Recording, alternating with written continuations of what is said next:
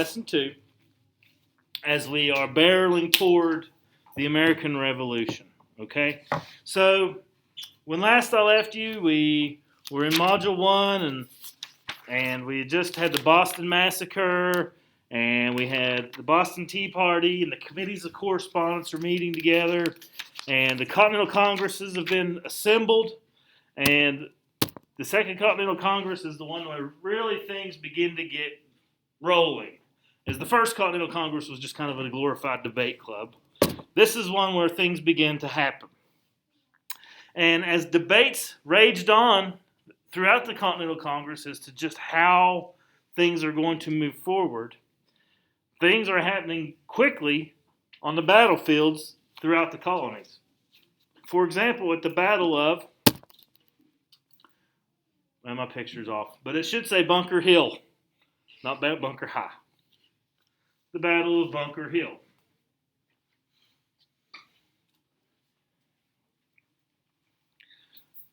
The British regulars, the British redcoats, had been cooped up in Boston, and the British general named Thomas Gage decided that he needed to strike at the militiamen who had the city of Boston surrounded on a couple of hills overlooking the city of Boston. One such place was on a hill known as Breed's Hill, which is actually near Bunker Hill, which is where the fighting happened. So the Battle of Bunker Hill is a misnomer. Do you guys know what the word misnomer means? It's not named correctly. It shouldn't be the Battle of Bunker Hill. It should be the Battle of Breed's Hill. However, it's called the Battle of Bunker Hill. Okay? Anyway, so General Gage, the British general, sends out 2,400 British troops. And just imagine, it's June, you're in a wool coat. You know, can you imagine just wearing wool in the summertime, first off? And then marching, carrying gear uphill. Sounds great, right? Sign you up. Well, that's kind of what these guys are doing in their customary lines. And the colonists are dug in, like they're like hiding. And as these redcoats are marching in a line toward them, they just wait until they get close and then they shoot them. One of the leaders said, "Wait, don't shoot until you can see the whites in their eyes." So that's pretty close, right? Like, guess you know the whites in your eyes. When you can see the whites in their eyes, then you shoot. And that's what they did. They waited till they did that, and then they started just laying them down. So the colonists literally held their fire to the last minute. They had to be pretty close. So whatever British troops survived did try to make a second attack and then a third attack, and then they finally did succeed. The British finally succeeded, but only because the militiamen were running out of ammunition. The British suffered significant losses, over 1,000. While the colonists only lost like 450. So the Battle of Bunker Hill, the misnamed Battle of Bunker Hill, would prove to be the deadliest battle of the entire American Revolution. 1,500 people on a single day. Imagine 1,500 people lying dead or injured on the football field. 1,500 people. Okay? That's a lot of people in a small area. Pretty dangerous, pretty deadly battle. The deadliest. But not the deadliest in American history, by far. Okay? So, violence is happening. We're shooting at one another. We're killing one another. Why?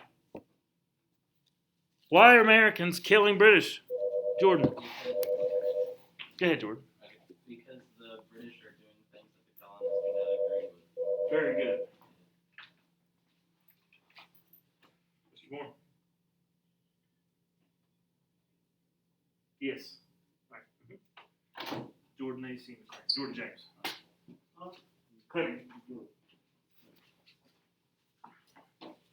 Okay, so yeah, they're performing acts of violence on one another, and it's continually escalating and escalating.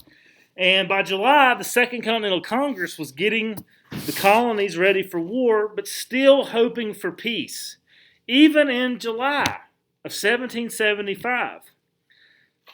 Even to the point where the Second Continental Congress sends a love letter, basically, to the King of England, which is now known as the Olive Branch Petition. The Olive Branch Petition. Basically saying, hey, King George, please stop doing the stuff that is hurtful to us, and we will stop fighting altogether, and we'll go back to our former harmony, and we will be loyal and loving British subjects. But you got to stop doing some stuff. How do you think King George reacted to a letter saying, hey, we will stop hurting each other as long as you do a few things for us, and we'll be loyal to you? How do you think he reacted? Not too kindly. Why? Because they are under his rule. Yeah, he is the king of the most powerful empire that had ever existed, debatably, on earth. You going to tell him what to do? Do kings, as a norm, like to be told what to do by their subjects? No. And he flatly rejected it. Furthermore, he issued a proclamation saying that the colonies are now in formal rebellion. Formal rebellion. And anyone caught in the action of formal rebellion is to be put on trial for what crime? Treason. And what is the punishment for treason? Death. So, his reaction to the love letter we sent him, like, hey, King, we love you. We still want to be loyal British subjects, and we're going to if you could just help us out with a couple things. His reaction was, no, and because you sent me this letter, you're going to die. I'm going to have you killed. So who is this reaction? Who is he calling a traitor? Who are the treasonous people here? The Second Continental Congress. Benjamin Franklin, Thomas Jefferson, John Adams, Sam Adams. Those guys are traitors.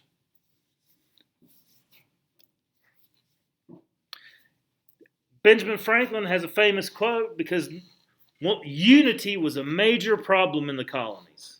It was major. They could never come together because all the colonies were so different. And upon hearing King George III's response to their olive branch petition, he says, we must now all hang together or we will all hang separately. We must now all hang together, come together and be united, or we'll all hang separately. Does that make sense? Okay, and he's right. He's right. So, in the months after the olive branch petition, a thin pamphlet containing powerful words of an angry citizen began to circulate throughout the colonies, and its sole purpose is to change public opinion. And in this 50-page pamphlet called Common Sense, Thomas Paine goes on a full-on verbal attack of King George III, calling the battles at Lexington and Concord a slaughter of patriot blood by the king. He declared that the time had come for the colonists to proclaim an independent republic and to form their own government. And that this new government would be a great improvement over the no-good, despotic tyrant King George III. Just talking pure trash about King George III. He also, he uses very plain language. It's very easy to understand because he has to convince everybody, even your illiterate farmers. He's got to convince everybody. And Paine argued that it was America's destiny to be a free and independent nation. where, we could trade freely with other nations. And the independence would give people in America a better living, a better chance at society, free from tyranny. How do you think Thomas Paine's common sense was received in the colonies? Pretty well. Very well. It was very convincing, and it sold 500,000 copies. You put that in perspective, it's the number 2 selling piece of literature in the colonies at that time, after the Bible. So yeah, people had read it. Okay? It really went a long way to help people overcome a lot of colonist doubts. A lot of people were just afraid of separating because they would fear that the king would do retribution against them, revenge. And they were right. And a lot of people didn't rebel, and they stayed loyal, the loyalists. But now, because of Thomas Paine's common sense and other people discussing independence in their colonies, the time had come by the summer of 1776 for the Continental Congress to make a decision. And on June the 7th, a Virginia delegate by the name of Richard Henry Lee made a motion in the Second Continental Congress stating that these colonies are by right and ought to be free and independent states.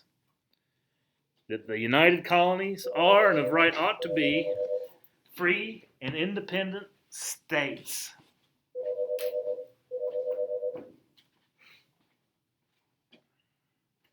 Mr. Wong. Oh, we're ready. Amber, you sign up. Okay. So that was a motion that gets made. That doesn't mean it becomes effective immediately. It has to be debated and discussed. So Richard Henry Lee makes a motion on June the 7th, 1776, that the United Colonies are of right and ought to be free and independent states. That's where we get the name of our country from, y'all. Can you repeat the name? Richard Henry Lee. He's related to Robert E. Lee, by the way. But that's where we get our name from. What's our country's name? The United States. Every other place in the world, a country is a state. The state of China, the state of Great Britain, the state of Egypt, the state of Italy. Every country is a state, except for us. We have the United States. Because of this motion right here, when we created our country, Richard Henry Lee says these United Colonies ought to be free states, meaning each colony would be its own nation. That's what he said. That's the reason why we're the United States. Now, each state is obviously not its own country today. We're all one, but that's why our name of our country is the United States. Does that make sense? All right, so now, Richard Henry Lee makes his motion, and that was on June 7th, 1776. Well, now the debate is on, whether it's going to happen or not. And while the talks were in motion, Congress wanted to appoint somebody to be in charge of letting the people know if this passes. Who did they pick? Letting the people know the independence is happening.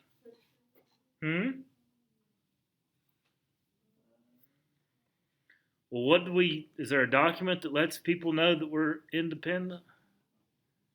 That we freed ourselves from Great Britain? Yeah, and who writes it? Very good.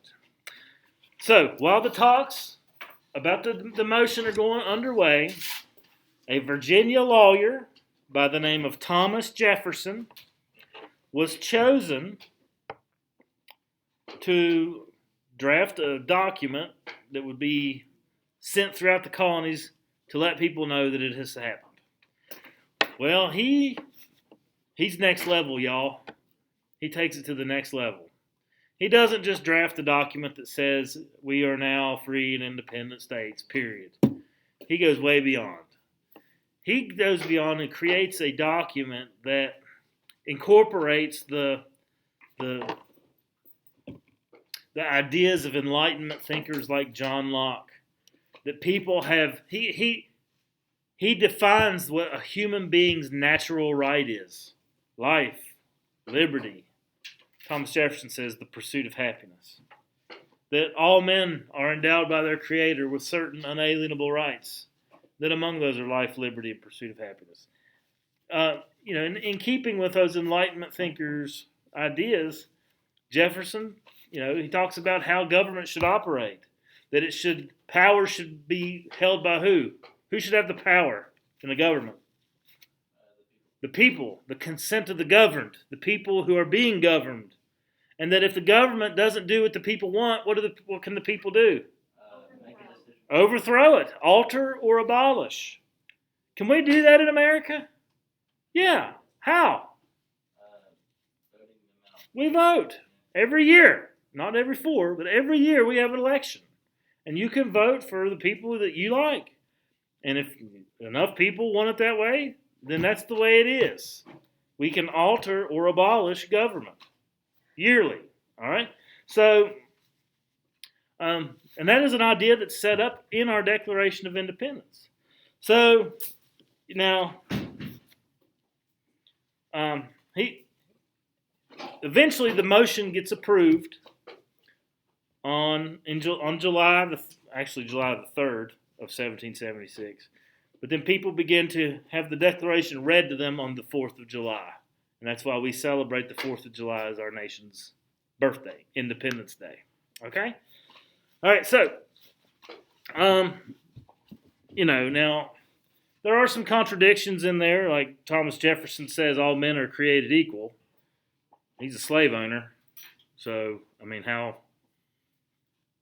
how legit can it be? A slave owner talking about all men are created equal. And that's what he does in his first draft. And he does want to say something about slavery in the Declaration of Independence, but is advised not to because the Continental Congress wanted all the states to be approving of the Declaration. And if he would have spoken out against slavery in it, what would the states like Georgia and South Carolina have done? They would not have went along with the Declaration or the motion at all. So we are now divorced. We are divorced from England, signed and sealed. Boom. We are no longer tied to them politically as a result of the Declaration of Independence. So now what we got to do? We got to choose sides. And basically you got two sides. You got patriots. You guys familiar with those? Yeah, like independents, patriots, kind of what we're talking about today. What's the other side? Loyalists. So patriots are supporters of independence. You should be able to remember that. And they make a vow to one another. They pledge their lives, their fortunes, and their sacred honors to one another. That's actually the last line of the Declaration of Independence. Have you ever felt so strongly about that you would lay down your life, your fortune, and your sacred honor on something? These guys did, and they all did. John Hancock literally bankrupted himself giving money to the cause. Loyalists, on the other hand, they opposed independence and remained loyal to the crown. It's unknown as to just how many there were, but many loyalists felt a special tie to the king because they had served in some royal capacity as a judge or, a counselor or even a governor of a colony. But most loyalists were just ordinary people of ordinary means. They were. And, they just didn't want to be punished. Imagine if we declare independence and then lose, and you're on the losing side. How are you going to be treated by the king? Not very well. Okay, so they were afraid. Now, believe it or not, as I'm sure it's easy for you to believe, the majority of Americans in America during this time We're apathetic and neutral. You guys know what apathetic means? They didn't Eh. really care. I don't care. Patriots win, fine. Loyalists, Crown wins, whatever. Can you imagine Americans not giving a crap? Can you imagine that? Is that hard for you to imagine? Yeah, it's tough. About half the population of Americans remain neutral. Half. So you think about this great conflict in the American Revolution taking place, and you think, everybody in the colonies versus everybody. No, about half the population never raised a finger because they didn't care. All right? So let that have a little perspective. Okay? So the conflict presented a lot of dilemmas. If you're a Quaker, how do you feel about this? Quakers are going to support the Patriots, but are they going to fight? No, they're totally nonviolent. So they are not going to fight in the war. What about African Americans? They didn't. Many African Americans fought on the side of patriots. Others joined because the King of England eventually proclaimed that any slave that would fight would earn their freedom if they fought for the crown. What about Native Americans? Who are they going to support? They actually support the British because the British, they want to say, okay, we're going to halt expansion at the Appalachian Mountains. The British actually would go to Indian camps and be like, here's some guns, go kill those patriot dudes over there. They would arm Indians. So, the price of choosing a side was going to be pretty high. You had to be careful about what side you chose, because we're not fighting You're not fighting a small army here, guys. This is the most powerful empire in the world. The strongest army, the strongest navy, the best soldiers, the most money. We should lose. We really should have lost. But we didn't. We won. Somehow. Okay? And that's kind of what we're going to be looking at in the future. I know in this last little bit here, I have... All right, I'm going to show you, this is a dramatic reading. This is a bunch of famous people from the late 90s and early 2000s, okay? You might recognize some of them. Mel Gibson? Winona Ryder? She was the mom on Stranger Things. She used to be a hot little thing in the 90s. There you go. So this is just some famous people, and they're going to read the Declaration of Independence. And I want you to listen to the words. Really, the place that they read it at is actually Constitution Hall, where it was written and read for the very first time ever. So it's kind of cool. All right. So I just want listen to the words. There are three parts to the Declaration of Independence. The first part, Thomas Jefferson says these are the laws of nature and the laws of man. All men are created equal. And da da da da. The second part. We should be separated from the crown. We should be our own country. The third part is the longest part. He gives 27 grievances. Want to know why we're divorcing you, England? Oh, here you go. Boom, boom, boom. The king, you suck. King, you did this. King, you did that. King, you did this. And he lists it out. And that's the three parts of the Declaration. So I just want you to listen to it. Listen to the words. Imagine if our political leaders today spoke like Thomas Jefferson would write. It would be a much prettier world. All right. So you don't have to take that. Just listen. Just listen. Has been on all that we've been too close to some and way too far from others. Miles apart. They haven't, and we're all together. Vacation's closer than you think.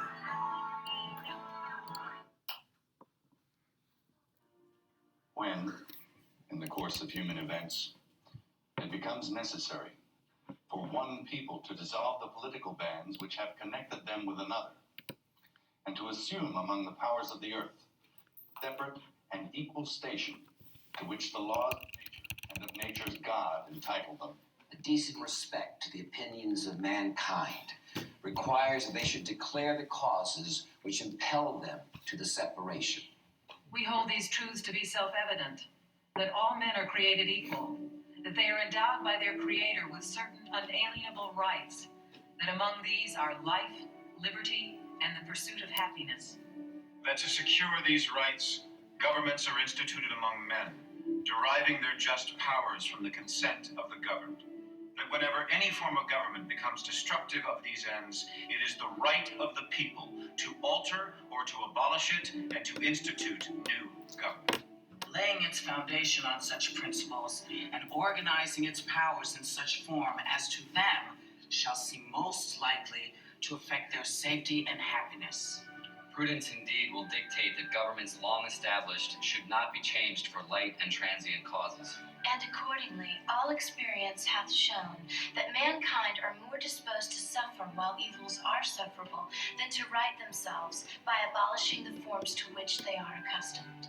That when a long train of abuses and usurpations, pursuing invariably the same object, evinces a design to reduce them under absolute despotism, it is their right, it is their duty to throw off such government and to provide new guards for their future security.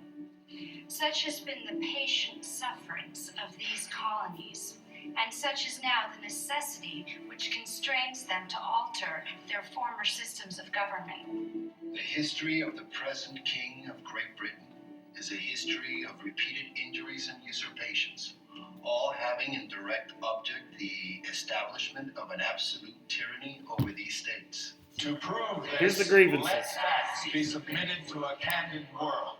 He has refused his assent to laws the most wholesome and necessary for the public good. He has forbidden his governors to pass laws of immediate and pressing importance unless suspended in their operation till his assent should be obtained. And when so suspended, he has utterly neglected to attend to them. He has refused to pass other laws for the accommodation of large districts of people, unless those people would relinquish the right of representation in the legislature, a right inestimable to them and formidable only to tyrants. He has called together legislative bodies at places unusual, uncomfortable, and distant from the depository of their public records for the sole purpose of fatiguing them into compliance with his measures. He has dissolved representative houses repeatedly for opposing with manly firmness his invasions on the rights of the people. He has refused for a long time after such dissolutions to cause others to be elected, whereby the legislative powers, incapable of annihilation, have returned to the people at large for their exercise. The state remaining in the meantime exposed to all the dangers of invasion from without and convulsions within. He has endeavored to prevent the population of these states, for that purpose obstructing the laws for naturalization of foreigners, refusing to pass others to encourage their migrations hither, and raising the conditions of new appropriations of lands. He has obstructed the administration of justice by refusing his assent to laws for establishing judiciary powers. He has made judges dependent on his will alone for the tenure of their offices and the amount and payment of their salaries. He has erected a multitude of new offices and sent hither swarms of officers to harass our people and eat out their substance. He has kept among us in times of peace standing armies without the consent of our legislatures. He has affected to render the military independent of and superior to the civil power. He has combined with others to subject us to a jurisdiction foreign to our Constitution and unacknowledged by our laws, giving his assent to their acts of pretended legislation. For quartering large bodies of armed troops among us, For protecting them by a mock trial from punishment for any murders which they should commit on the inhabitants of these states. For cutting off our trade with all parts of the world, for imposing taxes on us without our consent. For depriving us in many cases of the benefits of trial by jury, for transporting us beyond seas to be tried for pretended offenses, For abolishing the free system of English laws in a neighboring province, establishing therein an arbitrary government, and enlarging its boundaries so as to render it at once an example and fit instrument for introducing the same absolute rule into these colonies. for taking away our charters, abolishing our most valuable laws and altering fundamentally the forms of our governments. For suspending our own legislatures and declaring themselves invested with power to legislate for us in all cases whatsoever. He has abdicated government here by declaring us out of his protection and waging war against us. He has plundered our seas, ravaged our coasts, burnt our towns, and destroyed the lives of our people. He is, at this time, transporting large armies of foreign mercenaries to complete the works of death, desolation, and tyranny, already begun with circumstances of cruelty and perfidy, scarcely paralleled in the most barbarous ages, and totally unworthy of the head of a civilized nation. He has constrained our fellow citizens taken captive on the high seas to bear arms against their country, to become the executioners of their friends and brethren, or to fall themselves by their hands. He has excited domestic insurrections amongst us, and has endeavored to bring on the inhabitants of our frontiers, the merciless Indian savages, whose known rule of warfare is an undistinguished destruction of all ages, sexes, and conditions. In every stage of these oppressions, we have petitioned for redress in the most humble terms. Our repeated petitions have been answered only by repeated injury. The prince whose character is thus marked by every act which may define a tyrant is unfit to be the ruler of a free people. Nor have we been wanting in attentions to our British brethren. We have warned them from time to time of attempts by their legislature to extend an unwarrantable jurisdiction over us. We have reminded them of the circumstances of our immigration and settlement here. We have appealed to their native justice and magnanimity. And we have conjured them by the ties of our common kindred to disavow these usurpations which would inevitably interrupt our connections and correspondence. They, too, have been deaf to the voice of justice and of consanguinity. We must, therefore, acquiesce in the necessity which denounces our separation, and hold them, as we hold the rest of mankind, enemies in war, in peace, friends. We, therefore, the representatives of the United States of America, in General Congress assembled, appealing to the Supreme Judge of the world for the rectitude of our intentions, do, in the name and by authority of the good people of these colonies, solemnly publish and declare That these united colonies are, and of right, ought to be free and independent states. That they are absolved from all allegiance to the British Crown. And that all political connection between them and the state of Great Britain is and ought to be totally dissolved. And that as free and independent states, they have full power to levy war, conclude peace, contract alliances, establish commerce, And to do all other acts and things which independent states may of right do. And for the support of this declaration, with a firm reliance on the protection of divine providence, we mutually pledge to each other our lives, our fortunes, and our sacred honor.